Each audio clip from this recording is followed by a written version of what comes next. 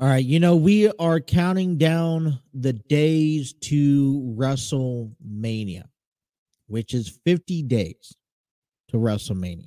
As of tonight, about 7 weeks, if I'm counting correctly. And you know what surprises me the most is that we are a week away from Elimination Chamber, 7 weeks away from a two-night, not one night, but two-night WrestleMania. And we only have two matches accounted for. Two matches are currently on the dock for WrestleMania 40. That is Bayley versus Io Sky, and that is Cody Rhodes versus Roman Reigns. Now, Elimination Chamber, we will see two more matches be confirmed. And from there, we're about 6 weeks or less away from WrestleMania 40. I don't know how many matches are intended to be on both nights, but you still have championships that have not been confirmed to have a WrestleMania spot. And you think about guys like Logan Paul and Gunther who carry titles. You think about the tag team titles that the Judgment Day currently has. And, you think about the women's tag team titles. You think about feuds that are just generating. And, a lot of it could be done within the 6 weeks, but I'd like to see a little bit more being promoted as, you're trying to get this show, you're trying to get WrestleMania 40 hyped up. It's a big show. It's WWE's biggest show. And maybe they're just a bit distracted from this controversy between Roman Reigns, The Rock, Cody Rhodes, and Seth Rollins now. So, I've heard reports about how there could be even a tag team match of Roman and The Rock taking on Seth and Cody night one, which means you're calling for double action for a lot of them. There's a lot of talent there that deserves a WrestleMania spot. One guy that really stands out over the last few months, in my opinion, has to be Drew McIntyre. You can disagree with me if you want, but he's kind of been playing the biggest heel on Raw here lately. He's targeted Seth Rollins, Cody Rhodes, CM Punk, even Damian Priest. You're wondering, do you like him? Do you hate him? And, it kind of, you feel like you're starting to see some true colors out of him. Hey, listen, I am an elite star. I deserve, or I belong at the top of the food chain here. And I'm going to demand respect and to be up there. He's qualified for the Elimination Chamber last week. But the note to be mentioned for is that his contract's coming up. He's one of the few guys that his contract's coming up after WrestleMania. As a matter of fact, at the end of April.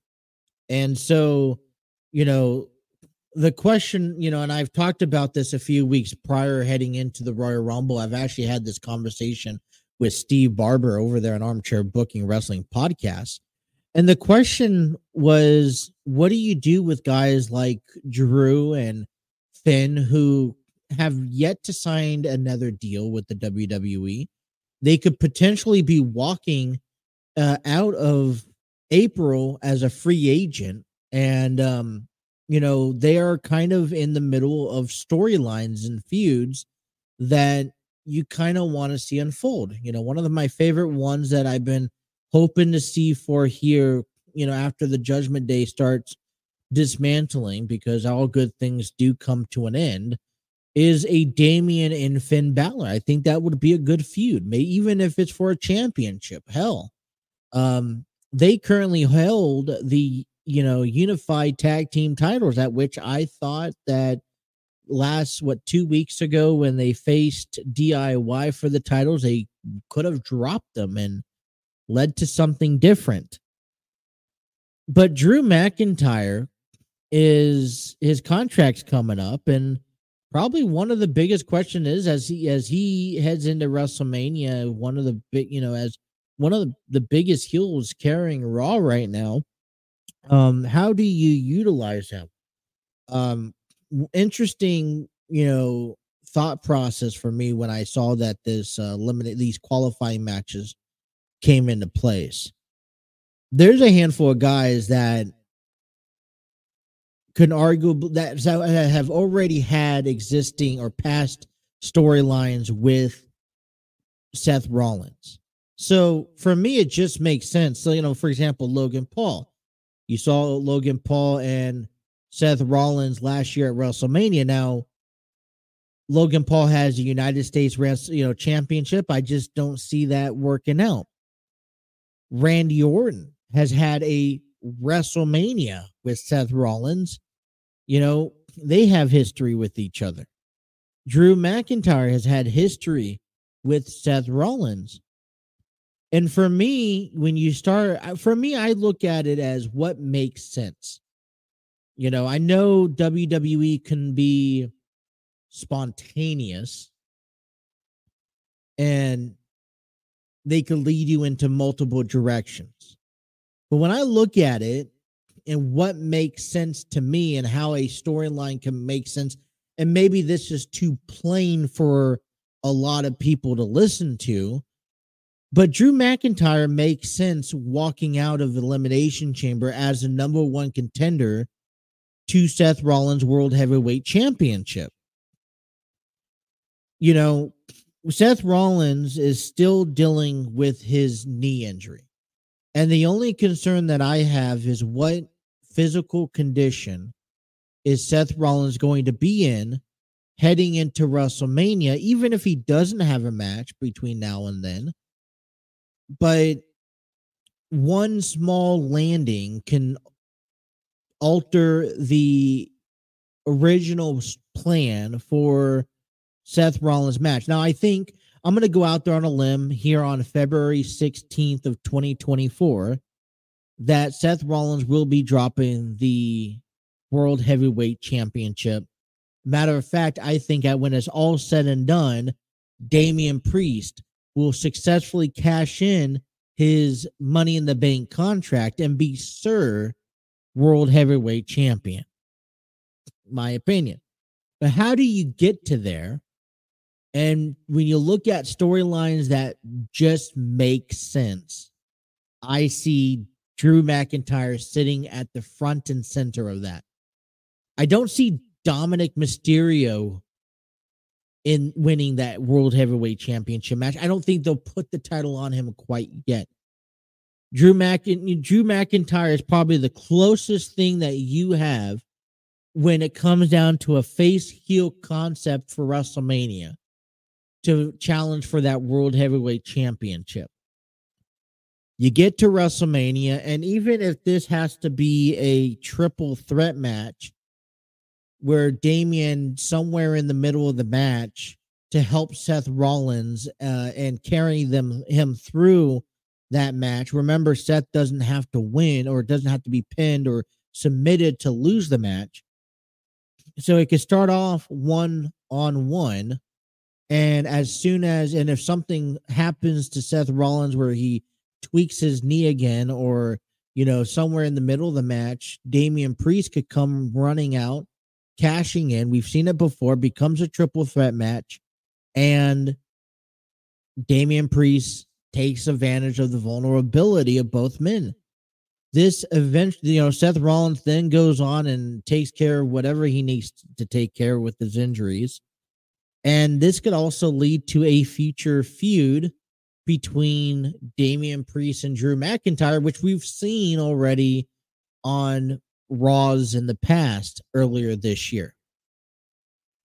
So that's for me why it makes sense.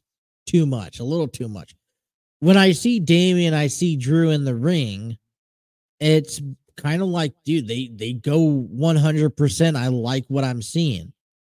There's been reports and that there's been conversations of between WWE and Drew McIntyre. So it looks like they're trying to negotiate some sort of deal. But you look at right now the men that could create a good story. Maybe this feud, this storyline, whatever you want to call it, is too predictable. I say so be it. It's the execution of how it's done that will determine how great of that storyline is going to be. You know, I could walk you through it and you can be like, well, it's just too predictable. It's one thing to talk about it. It's the next thing to execute it. And although even if it looks great it could look like garbage on paper. But if you execute it the right way, it could be something magical. You got Damian on Raw. You got Drew on Raw. You got Seth on Raw. The World Heavyweight Championship stays on Raw because, you know, in my opinion, for now, I mean, if Cody is to go on to win the unified, undisputed WWE Universal Championship at Mania, take it off for Roman Reigns, then that title goes to Raw, but you could automatically he goes back to SmackDown because that's what the brand has.